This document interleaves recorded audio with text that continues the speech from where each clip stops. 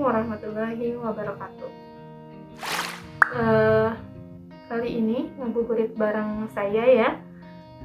Di sini saya akan bahas tentang buku ini, Art of Dakwah, karya Ustadz Gagsio. Mungkin di sini banyak teman-teman yang sudah baca.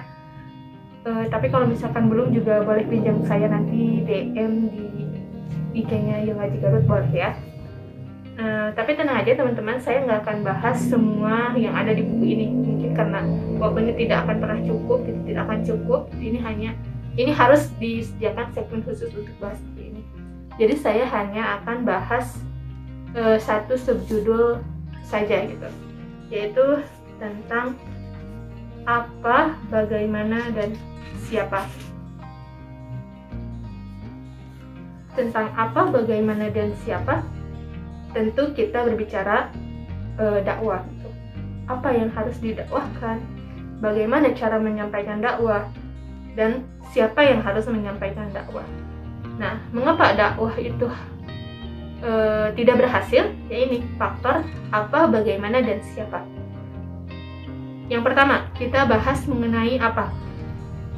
Apa yang harus didakwahkan? Tentu karena kita ini umat muslim, umat Islam, tentu saja Islam yang harus kita dakwahkan. Islam secara konten itu sangat sempurna, sangat paripurna karena datangnya dari Allah Subhanahu wa Ta'ala.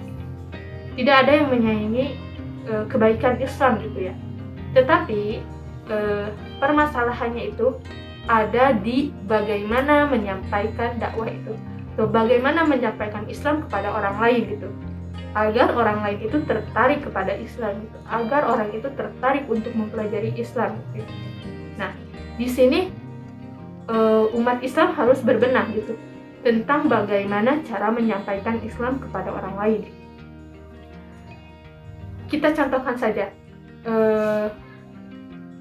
jika membahas Islam, pasti orang-orang itu, ini pengalaman saya ya, ketika saya belum mengkaji Islam lebih dalam gitu ya. Ketika bicara tentang kajian Islam, pengajian, dan lain sebagainya, pasti langsung terpikir bosan, tidak menarik. Terus yang ada pasti akan, kalau di pengajian itu ya nundutan lah gitu ya. Nah itu pasti akan terpikirnya seperti itu. Mengapa? Karena cara menyampaikan dakwah itu kuno gitu ya.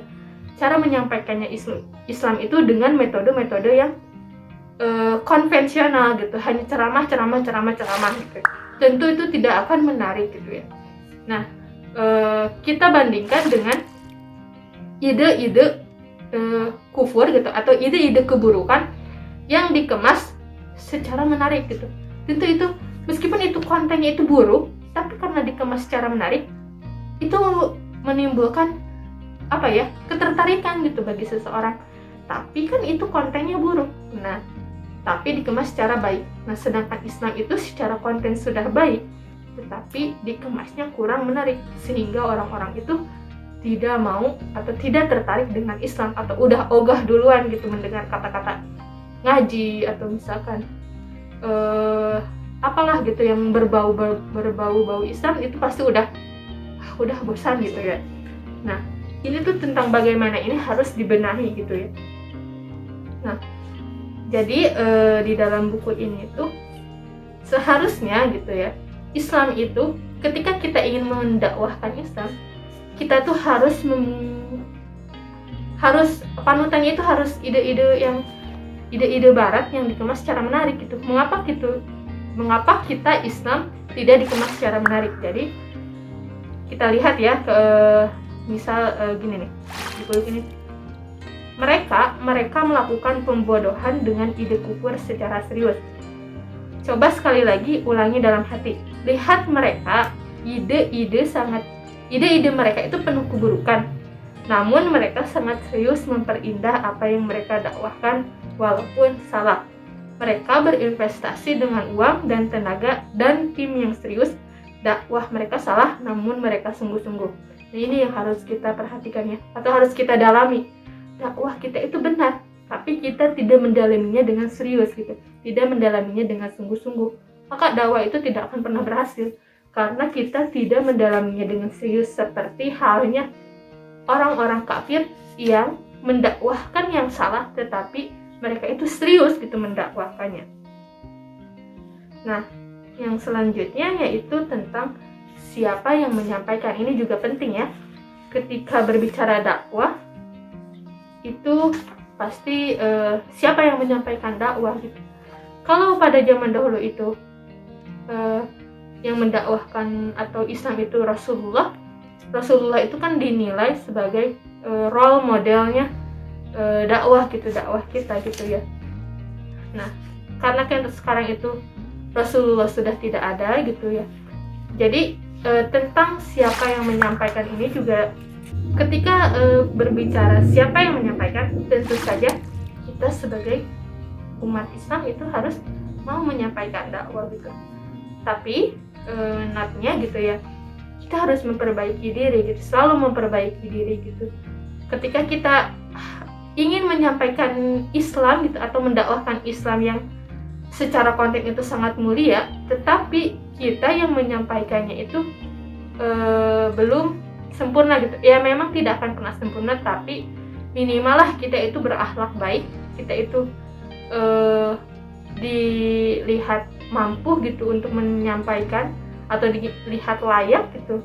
Nah, kita haruslah memperpantas diri kita gitu untuk semua umat muslim itu wajib menyampaikan dakwah, wajib berdakwah gitu dengan apapun, dengan cara apapun yang itu dibolehkan di dalam Islam gitu ya. Nah, jadi tentang perkara siapa yang menyampaikan dakwah ini ya harus dilihat dari, nah itu ya, sebentar, di sini ada.